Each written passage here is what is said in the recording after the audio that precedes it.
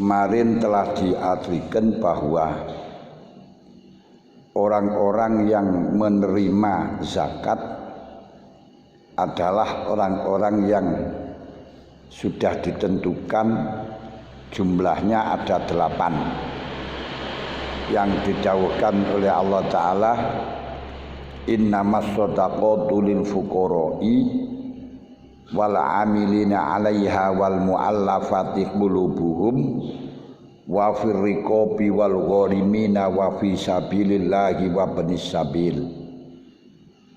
Teruskannya faridatan minallah.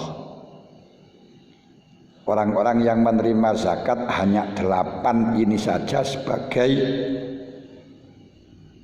pembagian pasti, bagian sangka pangeran yang tidak bisa diganggu gugat. Walaupun dari 8 itu banyak yang berusaha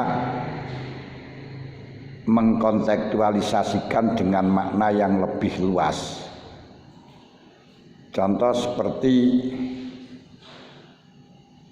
sabilillah, ada yang geret-geret sabilah adalah sabilul khair. Semua kebaikan disebut dengan sabilillah. Kalau di situ semua kebaikan itu sabilillah, masih kenapa kok disebutkan dengan fuqara, masakin, mu'allaf qulubuhum, padahal semuanya itu juga kebaikan. Ternyata tidak semuanya kebaikan disebut dengan sabilillah. Hanya sabilillah itu kalau menurut pandangan ulama Syafi'i khusus kepada huzat, orang-orang perang itu saja yang mutatawwi'una bil jihad, yaitu orang-orang yang jihadnya hanya tatawu, tidak mendapatkan opah. Berarti berbeda dengan TNI zaman sekarang. Tapi TNI zaman dulu juga tidak dibayar. Pada waktu zaman Belanda kan nggak dibayar juga. Tapi kalau sekarang sudah dibayar, tidak berhak menerima bagian zakat. Nah, kalau menurut Abu Hanifah dan juga Syaukani Minasyiah, bahwa sabilillah itu di dalam tafsirannya memang sabilul khair. Akan tetapi orang-orang yang bisa menerima zakat atas nama sabilillah tetap dalam koridor syaratnya harus fakir. Berarti walaupun toh orang itu berjuang menegakkan agama Allah, kalau kaya tidak diperkenankan. Karena menurut Abu Hanifah zakat itu simple, fa inna tu'khadhu min aghniyaihim wa turaddu li fuqaraihim. Diambilkan dari orang kaya diberikan kepada orang fakir. Karenanya sabilillah pun syaratnya harus fakir. Dan ketika sabilillah di situ untuk orang perang, ini bukan berarti ketika tidak perang ya disebut dengan sabilillah, enggak.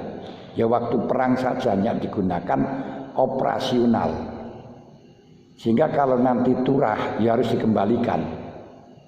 Pulang perang turah dikembalikan. Nah, sekarang banyak orang yang geret guru agama diarani sabilillah. Tapi gak mulang barang tetap dikasih dikasih sabilillah, enggak bisa. Ya hanya dalam transportasi untuk ya operasional ngajar umpama itu berani kita kembangkan sabilillah itu sabilul khair. Kalau menurut Abu Hanifah sabilillah harus fakir, berarti ya karena ayatnya ini wafi di dalam sabilillah tidak sama dengan di atas wal amilina lil fuqara wal masakin pakai lam, ini pakai fi. Ini artinya sebuah wadah yang berarti orang-orang fakir yang menegakkan agama Allah perlu diprioritaskan. Yang didhawuhna kali Allah Ta'ala lil fuqara illadzina ukhsiru fi sabilillahi la yastati'una darban fil ardi yahsabuhumul jahilu aghniya aminat ta'affuf ta'rifuhum bisimahum la yas'alunan nasa ilhafa. Lho dengerin dulu. Fuqara alladzina ukhsiru fisabilillah, yang hidupnya dicurahkan, hidupnya diringkas untuk menegakkan agama Allah. La yastati'una darban fil ardi, sehingga tidak ada kesempatan, tidak ada kemampuan untuk bekerja. Yaksabuhumul jahilu aghniya'a, tapi kendati demikian orang-orang yang tidak paham kepada mereka dianggap sebagai orang kaya. Loh kenapa? Ta'rifuhum bisimahum, kau bisa melihat tanda-tanda mereka. La yas'alunan nasa ilhafa, tidak pernah ngemis-ngemis kepada manusia, minta-minta kepada manusia, sehingga walaupun dia fakir orang nggak tahu kalau itu fakir. Sebaik-baiknya seorang yaitu fakir tapi tonggone raruh, kalau itu fakir. Nah, lalu bagaimana caranya kita memberikan dia gak tulek fakir? Ya kita sebagai tetangga ya harus paham dhek duwe apa. Nah, sawahe apa. Jadi harus pahamnya semacam itu, walaupun dia tidak pernah minta-minta. Kadang-kadang yang ahli minta-minta itu malah justru banyak uangnya kok semestinya, modelnya tidak pernah mau menyukuri nikmat yang telah diberikan Allah, seperti pedagang. Pedagang niku lek ditekoni mesti mesti rugi ya, ora pernah ngarani oleh bati ini ora pernah. Ya teng niku.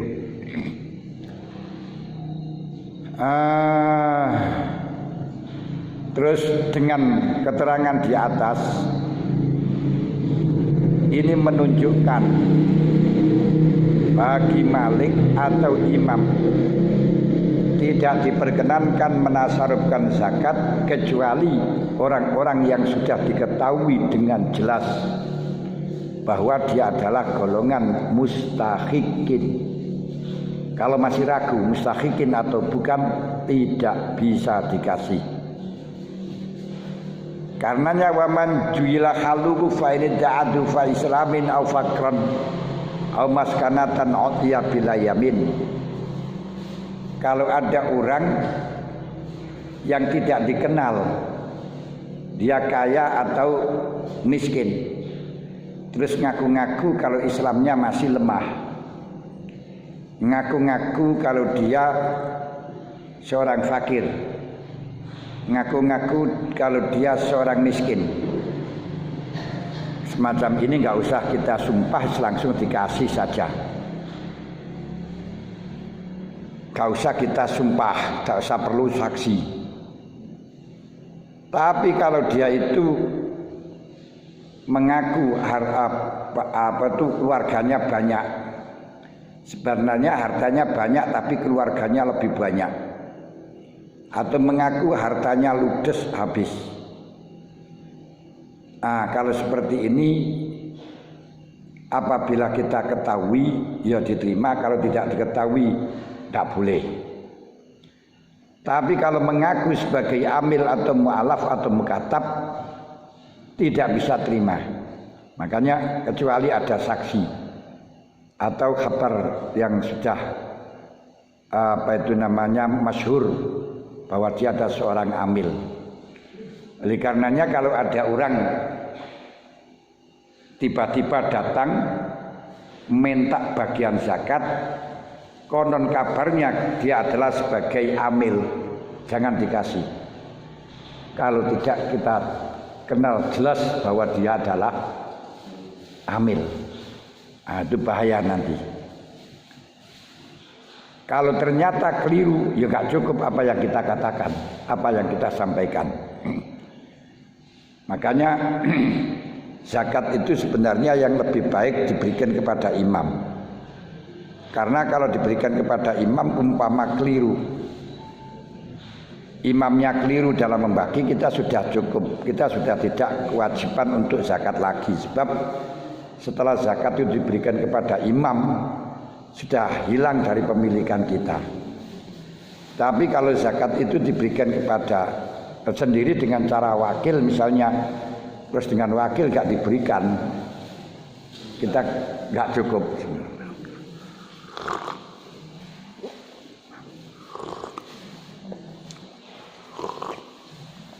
Contohnya zakat yang dikumpulkan di masjid itu bukan amil, wakil. Ya, panitia itu wakil. Dan ternyata dengan wakil nggak dikasihkan, nggak cukup. Sing zakat itu sih kurang nih berarti ya. Kadang-kadang setelah dikumpulkan di masjid terus panitianya minta bagian yang sepertiga loh. Walah. Nah itu apa ya cukup begitu ini? Gak bisa nih. Karena bukan amil. Wala yuji'u an hasarfu ali ghairim, dan tidak cukupi kita tasarrufkan kepada selain 8, dan wajib untuk diratakan kalau memang keseluruhan ada sampai amil. Demikian, jadi wajib diratakan. Itulah sing bagi imam, karena imam hartanya banyak. Tapi kalau memang bukan imam, menurut pandangan ulama Syafi'i, zakat itu minimal diberikan kepada orang 3 setiap sinfin, setiap golongan. Berarti kalau golongan 8 itu ada semuanya, minimal yang dikasih 8 kali 3, 24 kepala. Tapi kalau di daerah kita yang ada hanya fakir, miskin, kalau ada gharib. Gharib itu jarang juga. Nah, kalau 3 ini ada, berarti minimal diberikan kepada orang 9. Nah, makanya zakat fitrah pun harus dibagi kepada orang 9. Bagaimana kita membagi zakat fitrah kepada orang 9 hanya 2,5 kilo? Maka solusinya dikumpulkan jadi 1 sehingga agak pantas memberikan kepada 9 orang tadi. Itu solusi. Tapi dengan solusi semacam itu jangan terus keliru di dalam memberi solusi. Seperti halnya dolanan. Apa dolanannya? Zakat dikumpulno bareng terus dibagikan kepada orang yang zakat tadi.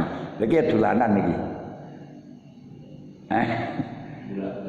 Nggih, zakat dikumpulkan, setelah kumpulkan dibagikan lagi. Ini kan ya hijau-hijauan beras itu saja kan.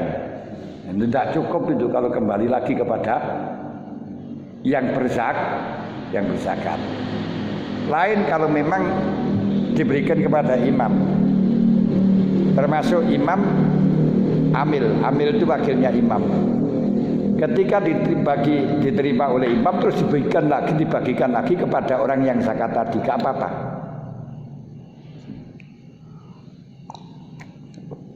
Kenapa? Karena zakat setelahnya keluar kepada imam itu sudah hilang pemilikan, kembali lagi nggak masalah. Kalau yang bagi imam, tapi di Indonesia tidak ada imam, sehingga imam terawih.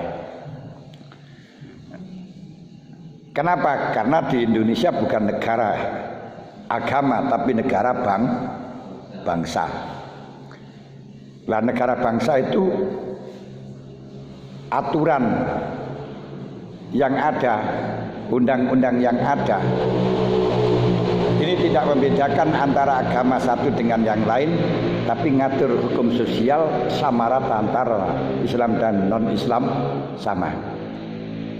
Sehingga zakat tidak berani pemerintah mewajibkan dikarenakan agamanya tidak sama, yang sehingga kalau diwajibkan maka orang Islam akan protes sebab mendapatkan dua kewajiban. Satu kewajiban pajak, dua kewajiban zakat.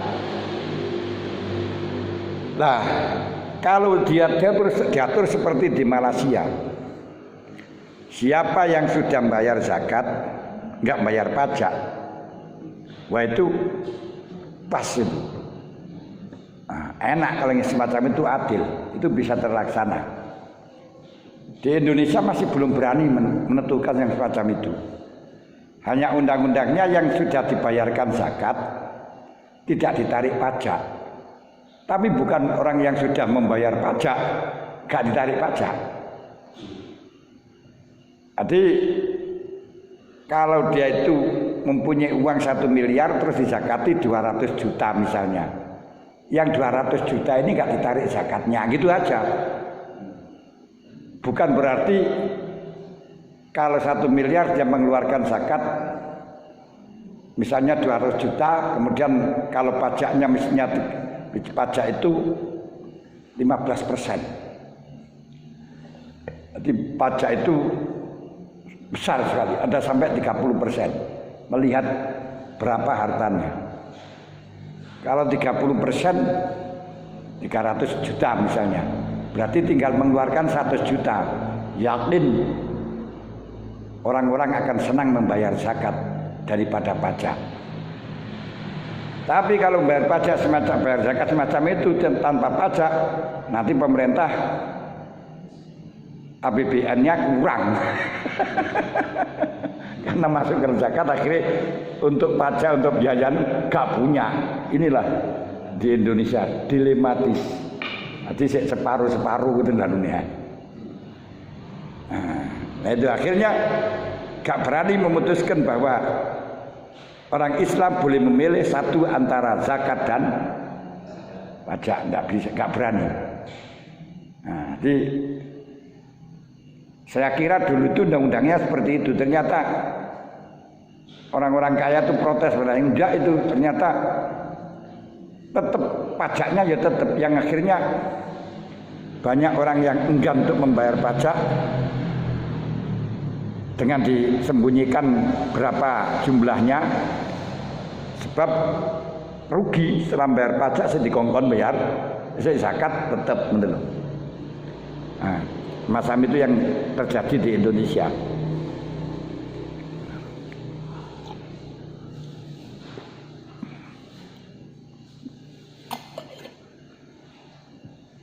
Pun. Lalu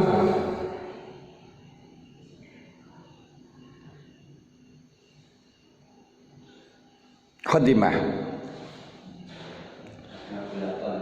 Dud. Pembagian asnaf 8. Dereng kan. Nangim pun nih. Jadi asnaf 8 itu hanya kalau ada itu harus dikatakan. Kalau tidak ada ya yang ada gitu. Kemudian karena bagi kita untuk pada zaman sekarang ini atau tempat-tempat yang utama disunatkan untuk banyak sedekah. Sedekah itu mulane orang itu yang banyak, yang bagus, orang itu sedekah apa haji dilihat. Apabila dia itu gegabah di dalam masalah zakat, maka yang baik memperbanyak sedekah. Dikarenakan ibadah sunat itu akan menduduki kedudukan yang wajib yang sejenis dengan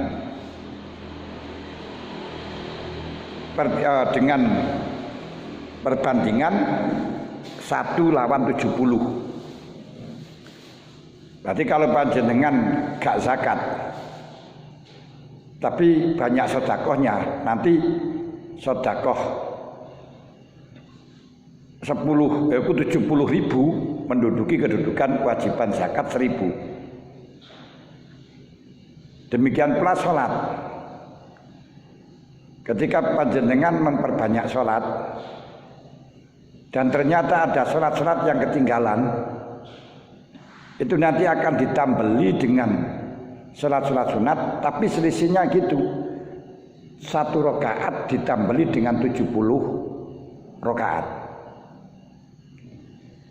Oleh karenanya ketika dia itu banyak dosanya, banyak maksiatnya, tapi bukan masalah sedekahnya yang gegabah, ini nanti yang bagus di dalam ibadahnya dengan memperbanyak haji. Sebab haji itu bisa melebur beberapa dosa-dosa yang ada. Karena al-hajju al-mabrur laisa lahu jazaa'un illa jannah man kharaja hajan ghufira lahu ma taqaddama min dzambi. Itu untuk kebaikan itu. Dan orang-orang yang tidak pernah zakat ketika mati, hartanya itu tidak diperbolehkan diwaris, tapi harus digunakan untuk nyaur utang terlebih dahulu. Zakat dibayar zakatnya.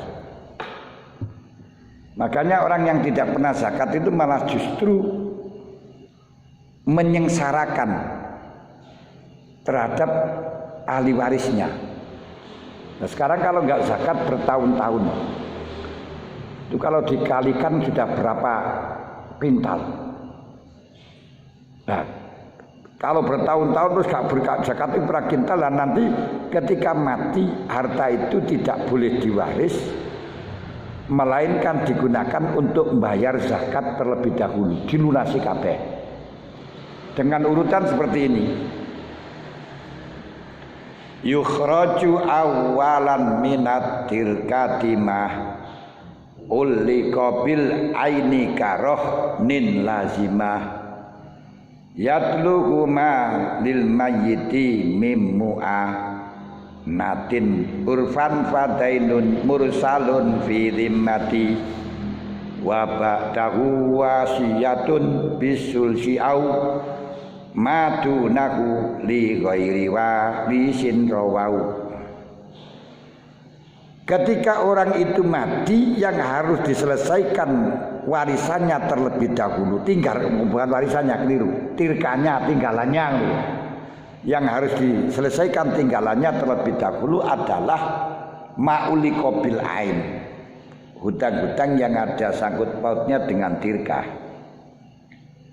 Apa sangkut pautnya dengan tirkah? Misalnya ada barang gosopan, kembalikan. Ada barang pinjaman, kembalikan. Ada barang gadian, kembalikan. Ada yang wajib zakat belum dikeluarkan dan barangnya masih ada, serahkan terlebih dahulu. Nah, kalau ternyata setelah diselesaikan kok masih ada turahnya, nopo bisa diwaris? Tidak boleh. Wabah aku maka diteruskan yatlu malil mayyiti mimmu'anatin mimmu'natin asline ngoten. Kedua, kalau sudah masih ada digunakan untuk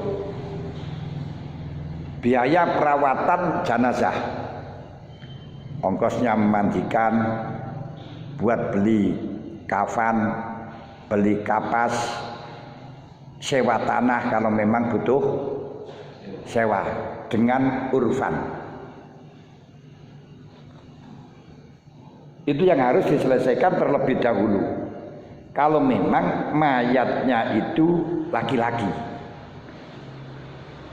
atau perempuan yang tidak bersuami, atau bersuami pas ketepatan nusus. Kalau dia bersuami, biaya perawatan pemberangkatan jenazah menjadi bebannya suami, kewajibannya suami. Selain nikah, yes. Kalau nanti sudah selesai berangkat dengan urfan, si enek turai fadainun mursalun fi zimmati, yang harus diselesaikan hutang yang sudah tidak terikat dengan tirkah. Misalnya dulu pernah hutang merusak barangnya orang lain, belum dibayar, termasuk ya pernah ngakali orang, pernah hutang digunakan makan atau gunakan apa saja, belum dibayar, dan wajib haji belum berangkat, wajib zakat bertahun-tahun gak keluarkan zakat, ini harus dilunasi terlebih dahulu. Kalau gak dilunasi terus diwaris, niki haram. Karena hakikatnya ini harta bukan miliknya mayit, tapi miliknya orang-orang yang punya hak tadi. Maka saya katakan, orang yang tidak pernah zakat ini akan menyengsarakan terhadap ahli waris. Kenapa? Karena hartanya kelihatannya banyak, harus dibayarkan hutang. Akhirnya kan ahli waris ngaplu. Kalau ternyata tidak dibayarkan hutang, ini nanti akan kasihan terhadap ahli waris, disebabkan makan harta yang bukan miliknya. Kalau sudah orang itu makan harta yang bukan miliknya, akan berakibat hatinya gelap. Maka orang yang tidak pernah zakat itu nanti anak-anaknya ini hatinya gelap. Biasanya kenapa mangan barang yang miliknya orang lain? Loh, ini kudu sing repot. Dan zakat itu tidak mengeluarkan 2 kali saja sudah kewowokan. Nah, makanya kalau dikeluarkan nggak kerasa, hanya 10%. Nah, saat ini sampean panen ping pindho 2 tonan, gak zakat. Panen ping 3 arep zakati, sing 2 kintalan ini berarti jadi petang kintal. Nah, petang kintal terus panen seping terakhir entek digawe nyaur utang. Lho ngene. Tapi kalau waktu panen 2 kintal, nanti 2 kintal karonten. Nah ini masih ringan, dan apa yang telah diberikan dalam zakat ini tidak akan bisa mengakibatkan melarat. Allah Ta'ala dawuh, yang ini urusannya mistik, keimanan percaya atau tidak. Kalau nggak percaya kafir. Wa ma ataitum mir riba liyarbu fi wa ma ataitum min shadaqatin turiduna wajhallahi faulaika humul mudhifun wa ma ataitum mir riba liyarbu fi amwalin nasi fala yarbu indallah wa ma ataitum min shadaqatin turiduna wajhallahi faulaika humul mudhifun. Apa yang diberikan kepada engkau dari riba, ngutangnya 1.000 bayar 1.200, 10.000 bayar 12.000, falayarbu indallah, gak akan munda. Ketok akeh tapi nanti jadi duit Jerman, dijir-jir ora keduman, gak cukup. Atau ketok akeh tapi balak-balik penyakitan, kayak bayari nang rumah sakit entek, atau colongi maling. Tapi wa ma ataitum min shadaqatin turiduna wajhallah, apa yang kau berikan karena minta ridho Allah, faulaika mul mudhifun, hakikatnya orang inilah orang yang melipat gandakan harta. Tinggal panjenengan percaya apa ada ora. Nek gak percaya kafir, mungkin Al-Qur'an. Akan mudah yang kau berikan akan mudah. Gak ada orang ceritanya orang terlalu banyak sedekah akhirnya melarat. Kecuali lek sedekah gak turiduna wajh Allah. Lho, apa sedekah gak turiduna wajh Allah? Sedekah sing tujuane ben mana? Iku gak turiduna wajh Allah, iku malah gak mana nih mungkin. Mandek aku mandul. Kenapa? Karena gak ikhlas. Itu ngriku. Niku saestun buntal sampean percaya. Banyak sedekahnya kaya. Nah, kenapa kok diperintahkan tuh sedekah? Nah, ini kalau nanti sudah nyaur utang baru lunas, itu apa sudah diwaris? Belum. Wabak dahu wasiatun bisulsi au madunahu li ghairi warisin rawau. Masih perlu ada wasiat apa enggak? Kalau ada wasiat, selesaikan wasiat itu selama tidak melebihi sepertiga dari tirkah. Kalau hartanya niku 3 juta, pokok wasiatnya enggak lebih dari 1 juta. Niku. Lah kenapa kok diperintahkan untuk memperbanyak sedekah? Karena banyak beberapa hadis yang masyhur di antara niku lumri'in fi dhilli sadaqati hatta yafsula bainan nas. Lakin la yatasaddaqu bima yahtajuhu li mamunihi min kuti yaumin wa lailatin wa kiswatin. Semuanya orang itu besok di hari kiamat akan berpayungan dengan sedekahnya. Di mana waktu itu matahari hanya 1 kilan, panasnya bukan main. Orang-orang sama tenggelam dalam keringatnya.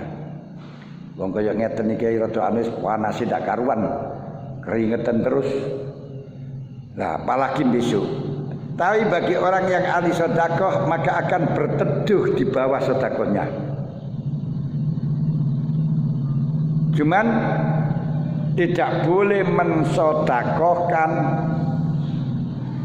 yang dibutuhkan untuk keluarganya, yaitu kecukupan 1 hari 1 malam. Itu tidak usah disedekahkannya. Tapi kalau memang dia itu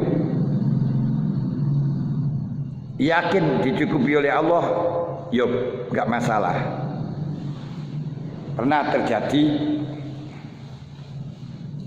Sayyidina Ali karamahu wajah.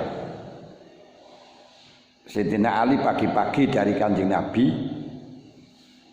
pulang lapar, tanya kepada Dewi Fatimah, ya binta Rasulillah indaki khida.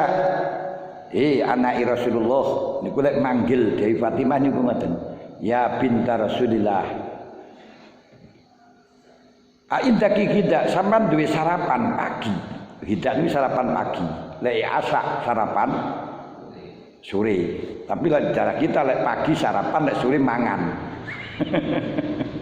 Mulane aku sih ora tau mangan belas gur sarapan tok. Nah, dijawab oleh Dewi Fatimah, wallahi ma fi kita ya ibna ammi Rasul. Dewi Fatimah niku lek manggil Sidina Ali anak pamani Rasul. Anake pamani Rasul krana Dewi Fatimah karo Sidina Ali niku sepupu. Sepupu.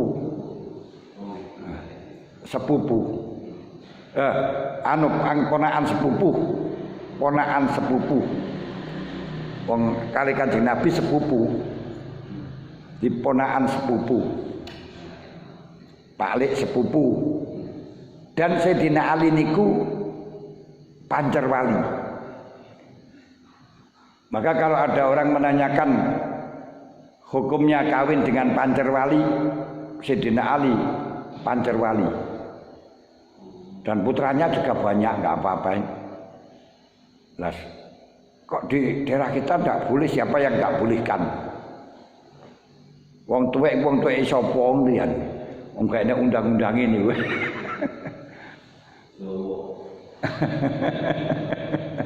Gak oleh pancer wali. Akhirnya jawab mboten enten Ibnu Amir Rasul kula mboten gadah panganan, mboten gadah sarapan pagi, tapi walakin indi sittatu darahim lil Hasan wal Husain. Hadza min samani mabi'i Salman Al-Faris alladzi ba'al ghusl.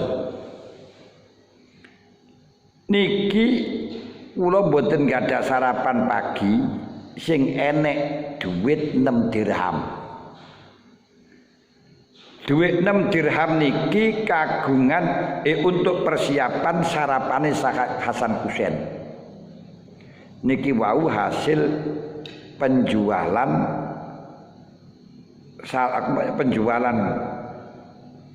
antih oleh Salman Al-Farisi.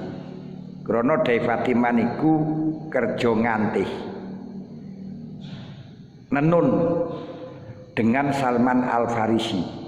Coba bayangno. Makanya orang-orang itu mengatakan yang salah paham bahwa konsep fikih itu harus dipraktekkan. Enggak seperti itu. Di dalam kehidupan itu bukan mempraktekkan fikih, tapi jangan bertentangan dengan fikih. Bukan mempraktekkan fikih, ingin diterapkan enggak, tapi yang penting enggak bertentangan dengan fikih. Wong sing berkewajiban ngingoni Sayyidina Ali, tapi Dai Fatimah kerja dewi. Demikian pula Kanjeng Nabi. Mestinya sing wajib ngingoni Kanjeng Nabi, tapi malah justru hartanya Dewi Khadijah ludes. Habis digunakan perjuangan. Loh, apa Kanjeng Nabi gak ngamalno fikih? Nah, ini ngamalno karena wajib memberi nafkah niku lek dituntut gak dituntut diridakno kan gak apa-apa. Gak masalah. Makanya dalam hukum Islam seorang wanita disuruh adang itu nggak wajib gelem, karena itu bukan kewajiban wanita. Sing adang wajibnya suami. Disuruh mbah-mbah gak wajib mau. Sing wajib ngumbahno pakaiane anak-anak ini ku bapak. Yang wajib ngemi ini lho bapak, tapi gak demi. Kecuali hanya laba susu yang waktu melahirkan. Tapi pada zaman Rasul tidak seperti itu prakteknya. Makanya Sayyidina Umar radhiyallahu anhu pernah disewani oleh Abu Dzar. Abu Dzarin Al-Ghifari. Abu Dzar niku akan melaporkan kepada Sayyidina Umar tentang judasnya istri. Pada diseneni yai. Nah, ketika akan melaporkan, melihat baru datang ternyata Sayyidina Umar lagi dicelatu, diceramai kali garwani. Wah, oleh kadung ceramah wong wedok niku tanpa terbatan, tanpa batas. Waktu-waktu terus ketemu ceramah maneh, liwat dulu ceramah maneh. Tapi Sayyidina Umar yang gagah perkasa itu ternyata kelemahannya dengan istri. Diceramai garwani mendel tep gak jawab. Padahal beliau akan hijrah ke Madinah saja. Waktu sahabat hijrahnya dengan sembunyi-sembunyi, dia malah nantang, wahai orang Quraisy, ini Umar akan hijrah Kalau ingin kepalanya lepas dari lehernya, silahkan alang-alangi Umar. Hebat. Mulane Ka'ab, Ubay bin Ka'ab, sinten nggih? Apa Isam mantu? Niku dawuh bahwa Sayyidina Umar itu pintu jahanam. Pawekal Sayyidina Umar. Maksudnya pintu jahanam iku wong kate mlebu jahanam ora wani lek ana Sayyidina Umar ngoten. Lah, kendele Umar semacam itu ternyata diceramai garwane diam-diam. Akhirnya Abu Dzar yang akan bertanya kepada Sayyidina Umar enggak jadi. Saya akan melaporkan istri saya kepada Sayyidina Umar, ternyata Sayyidina Umar melebihi istrinya, lebih hebat pidatonya. Nah, gitu. Gak jadi terus sih bengoi Sayyidina Umar. Woi, hey, kemana kamu? Kenapa gak jadi ke sini? Maaf Amirul Mukmin, saya akan melaporkan tentang istriku terhadap kamu. Ternyata istrimu lebih hebat daripada istri saya. Jadi orang mengatakan, maaf, saya tidak punya hak, tidak ada jalan berbicara kepada istri saya. Karena kewajiban-kewajiban saya semuanya dihandle oleh istri saya. Masak kewajiban saya yang masak istri saya. Merawat anak saya yang jadi kewajiban saya ternyata yang merawat istri saya. Cuci pakaiannya anak-anak saya yang mestinya kewajiban saya yang melakukan istri saya. Maka tidak ada jalan saya untuk melawan kepada dia. Loh niku Sayyidina Umar.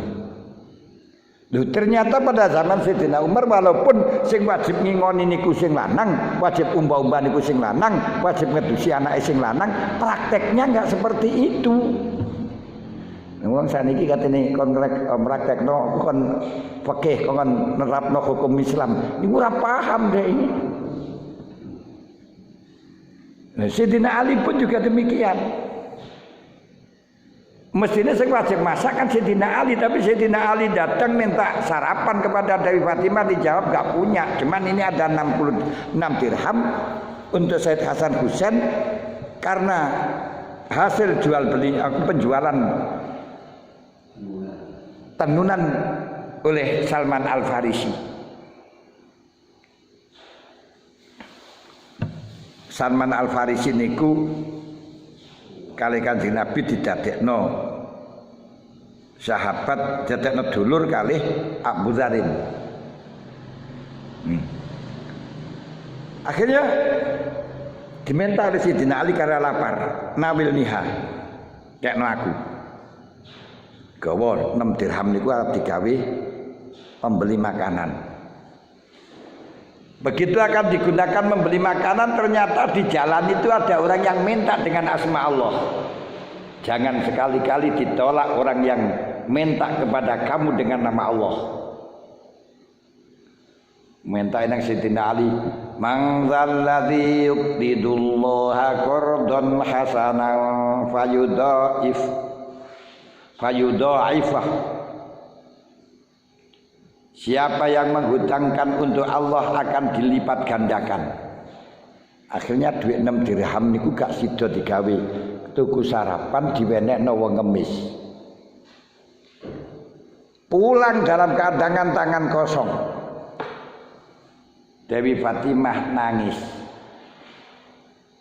Ditekoki karo Sayyidina Ali, "Mayum kikiya binta Rasulillah. Gerangan apa yang membuat engkau menangis?" Beliau tanya, "Ma baluka sofrol yaden." Apa yang terjadi, Mas? Apa yang terjadi wahai pamannya Rasul? Kamu datang dengan tangan kosong. Diceritakan dengan Sayyidina Ali kalau tadi uang tersebut diminta oleh pengemis. Lalu Dewi Fatimah mengatakan, "Qad wufikta, engkau telah mendapatkan pertolongan." Coba sama nangen-nangen. Umpama wong wedok ndoko, wong wedok resap ombo. Duwe dhuwit gur 30.000 kanggo gawe sarapane anak. Bapake kon tuku sarapan tibake dikekno pengemis. Mulih gak oleh sarapan duit entek. Kira-kira piye? Wah, pidato temenanan niku san. Dungu goblok. Pelu wong lanang ora ngerti gak karu-karuan pisan. Tapi Sayyidina Fatimah mboten, malah justru kufik panjenengan oleh pertolongan Allah, ndak apa-apa. Masya Allah, niku lelek duwe bojo kaya Fatimah. Tapi lek duwe bojo kaya Fatimah ngoten niku gak gampang oleh ganjaran. Karena gak bisa nglatih kesabaran. Tapi lek duwe bojo wong kaya Sresap Ombok ganjarane akeh. Kapan diseneni, kapan didugani kan dicelati menenge ganjarane kan akeh loh.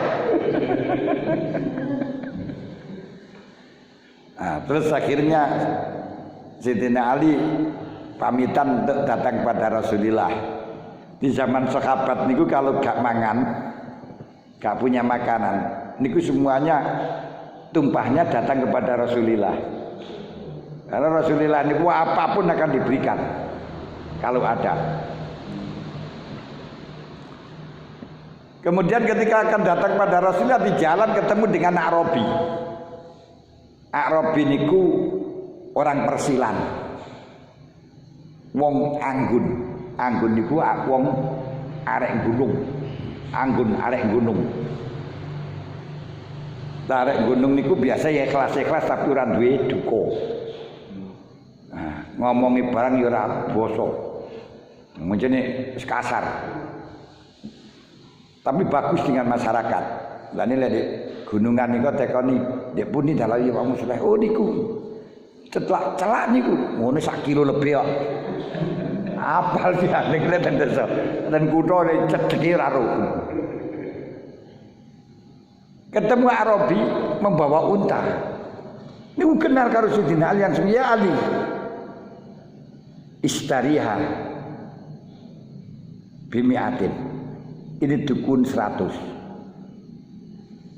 Lah Sayyidina Ali unta gede kok nuku 100 dirham.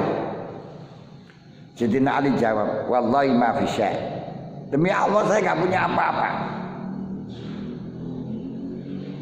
Saya enggak punya apa-apa. Lalu si penjual tersebut mengatakan, istariha mu'ajjalan la ba'sa. Tukun duwite kari gak apa-apa. Ya dituku wong 100 dirham dengan utangan, dituku. Setelah dibeli, Arabi tadi hilang. Tidak tahu larinya kemana, di mana. Lah niku lah ya Ayu Ting Ting. Lalu datanglah Arabi lain, ganti akan membeli unta. Ya bi'niyah ikut tudol nang aku. Bikam bitani. Bikam biha iyana. Berapa kamu menjual pada saya? Kalau Sayyidina Ali digerget pisan. Bisalah simiatin nakdan. 300 tapi kontan. Itu langsung dibayar karo Arabi. Tuku unta 100 utangan, enggak let suwe payu 300 kontan. Cash. Nah, setelahnya mendapatkan 300 cash pulang, gelegesi ceranune sing guyu-guyu. Akhirnya Dek Fatimah heran. Ada apa dengannya? Kelihatannya sangat cerah. Tekoni, ma baluka ya Ali, apa yang terjadi pada dirimu? Diceritakno kalau tadi itu membeli unta 100, utangan dijual 300 cash. Ini uangnya. Jadi Fatimah jawab piye? Qad ufidda, panjenengan oleh pertolongan Allah. Istri yang sholihah tidak dikasih belanja, kau mendapat pertolongan Allah. Suami menghabiskan hartanya, kau mendapatkan pertolongan Allah. Suami tidak punya apa-apa, kau mendapat pertolongan Allah. Suami mendapat nikmat, ya jawab, kau mendapat pertolongan Allah. Niku Dewi Fatim. Tapi Fatimah binti Rasul, bukan Fatimah rasa pombo. Gitu loh.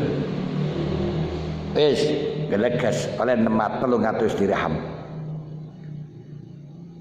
Lalu karena tadi cita-citanya akan pergi kepada Rasul, dipamitan sudah, saya tadi akan pergi ke Rasul. Saya akan berangkat. Akan berangkat nanggi Rasulullah. Terus datang, pas waktu itu Rasulullah baru turun dari masjid. Dia tanya datang pada Rasulullah, langsung mendekat. Menurut Kanjeng Nabi meromesem.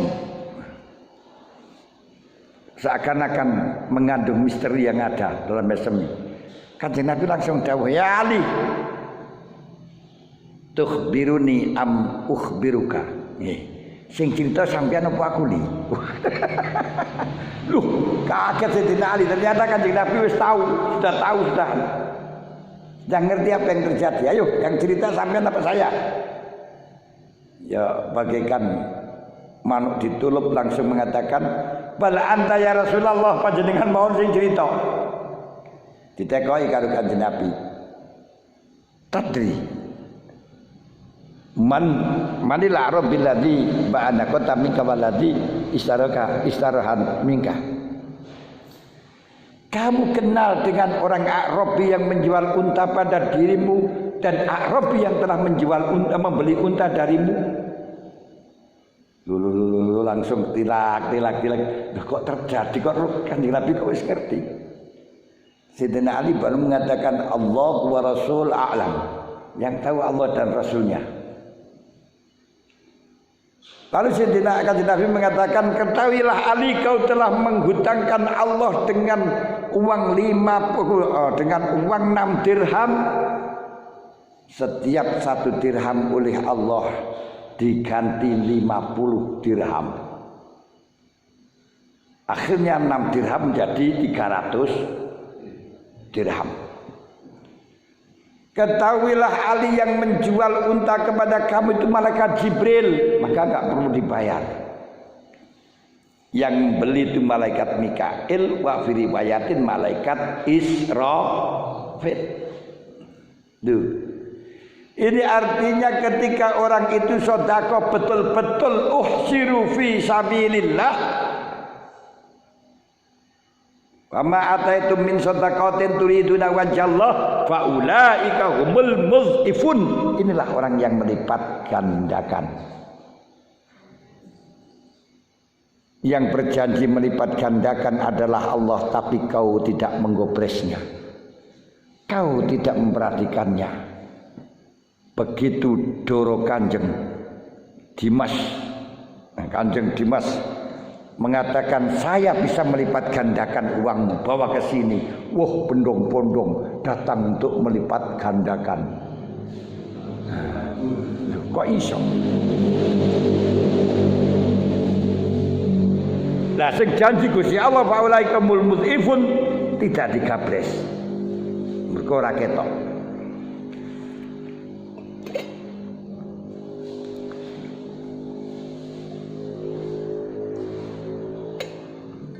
Niku nyoto. 300 aku langsung kali Gusti Allah dijawab 3 lipat ganda.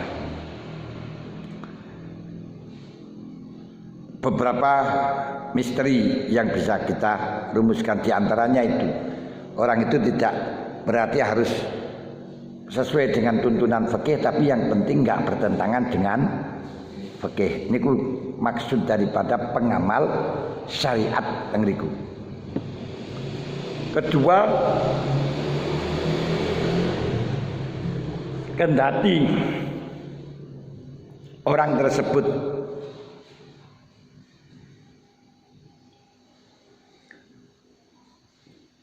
seperti Sayyidina Ali kewajiban memberi makan, kewajiban untuk memberi nafkah kepada istrinya, tapi malah justru istrinya yang memberi nafkah, gak masalah. Karena selama tengriku ikhlas gak apa-apa. Betul. Ketika orang yang sedekah karena sabilillah akan dilipat gandakan. Pokoknya yang penting percaya. Itu misteri yang ada di dalam hadis tersebut luar biasa.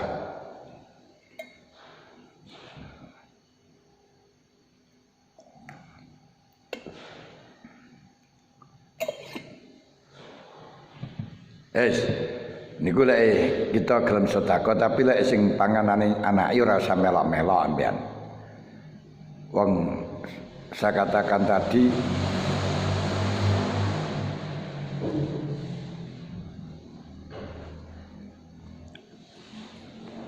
bahwa orang sedekah tidak ada ceritanya, tidak ada orang melarat hanya gara-gara kehabisan sedekah tidak ada. Sebab rezeki niku sudah dibagi oleh Allah Ta'ala. Rezeki niku ono macam telu. Siji rezeki kiwamun nafsi. Rezeki mazmun ditanggung karo pangeran. Rezeki yang ditanggung yaitu rezeki yang menjadi penopang hidup kita. Yang penting gak mati. Ini ditanggung karo Allah. Salah kau nyambut gawe dikeimangan karo pangeran. Kamu tidak akan pernah mati sebelum waktunya. Niki mazmun. Kalau rezeki mazmun ini kau tidak memperhatikan, tapi malah justru memperhatikan hal yang tidak ditanggung oleh Allah, ini namanya intimasul basyirah, hatimu kosong. Hatimu kosong. Istihaduka fi matuli balaka Fi'adu minalaka wa taksiruka fimatulib kawika dalilun alantimasil basyirah. Kamu mempeng sesuatu yang ditanggung kalau Gusti Allah, sementara lengah karo beban yang diberikan kepada kita. Niki nudun oleh atine peteng. Madan.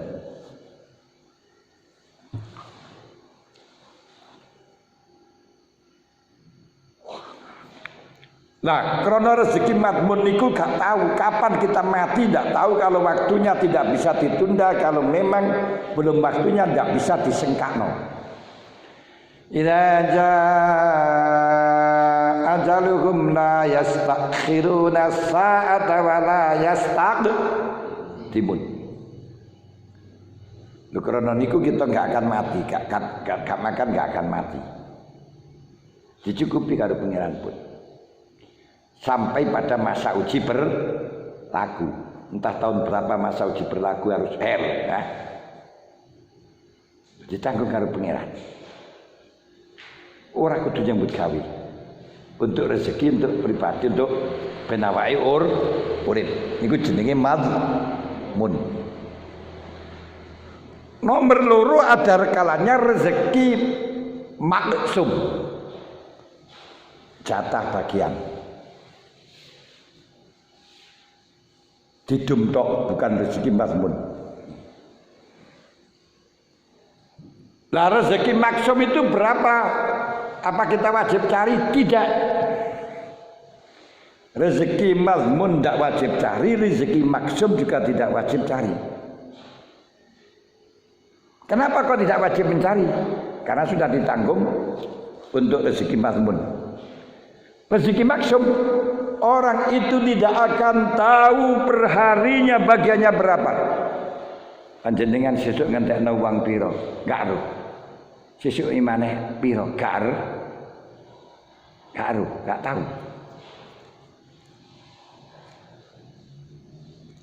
Niki jenenge rezeki maksum. Lah, kadang kaya, kadang miskin. Rezeki maksum itu sudah ditulis di dalam Lauh Mahfuz. Kita tidak bisa melihat. Itu rezeki maksum. Niki sing ditawuhna kali Allah. Nahnu qasamna bainahum ma'isatahum fil hayatid dunya. Untuk hirupnya dunia niku nahnu qasamna bainahum ma'isatahum. Aku sing bagi nasibmu. Wa rafa'na ba'dahum fawqa ba'din.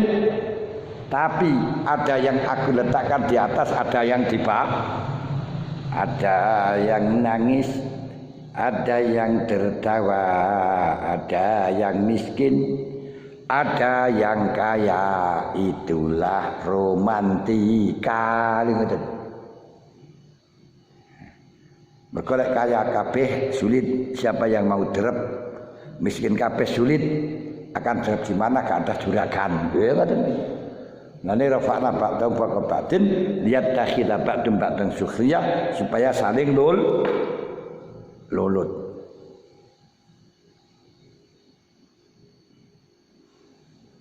Niki rezeki sing maksum.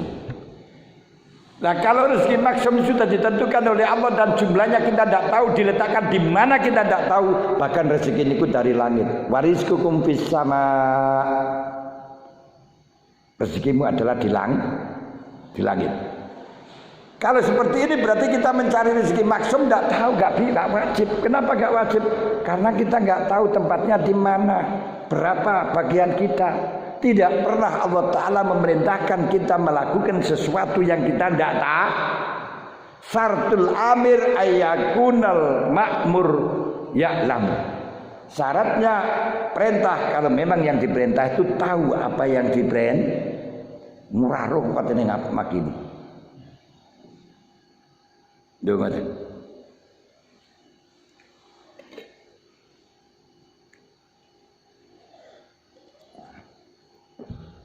Lah kalau rezeki maksum tidak tahu, berarti kita enggak wajib cari.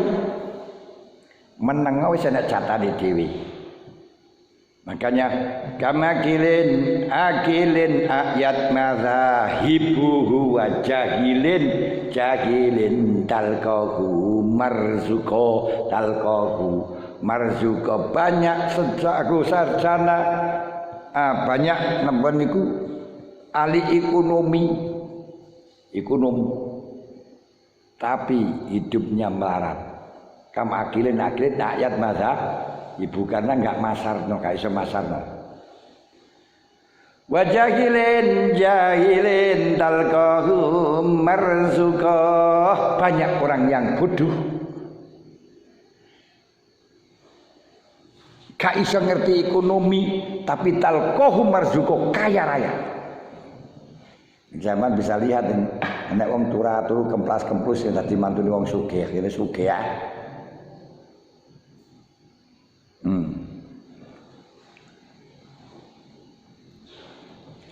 Niku talqomar juga akan jadi melarat. Wis enek bagiane berarti gak kewajiban. Nomor 3 rezeki mamluk.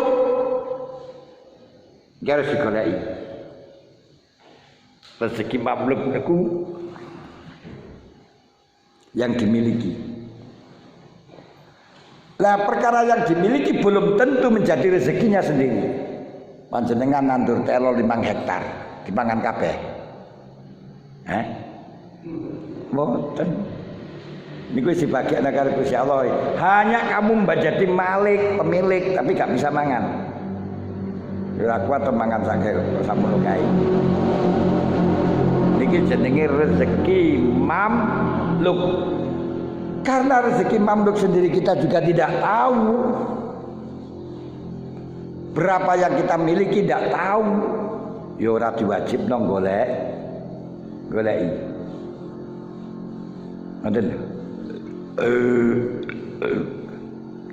Lek kayak ngeten kok kita akan menyibukkan diri untuk mencari dunia, katanya juga termasuk jihad fisabilillah, dia pergi karo setan.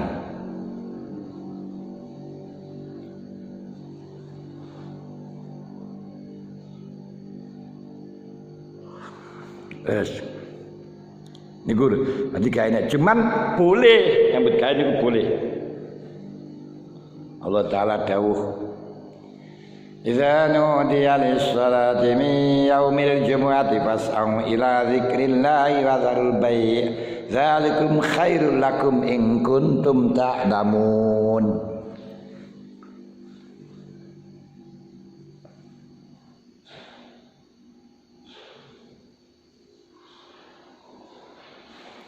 Fa idza qudiyatish sholatu fantashiru fil ardi wabtaghu min fadlillah.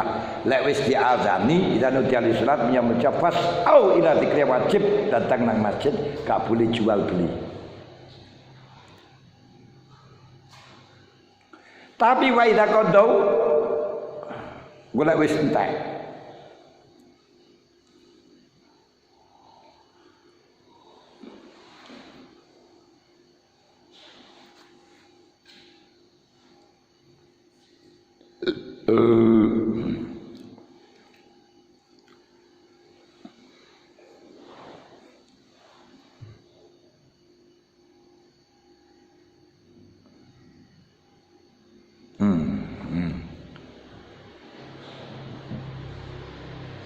Ati rezeki niku ati mengko lek durung wayah entek ya ora sesat niku fa iza qudiyati salat fantasiru lek wis salate mari gumlaro wabtahu min fadillah. Itu tidak wajib karena ada larangan, ya ada perintah setelahnya larangan itu tidak dilalui wajib seperti kaji. Harimat alaikum sayyidul barri ma dumtum hurumah, selama engkau masih ihram diharamno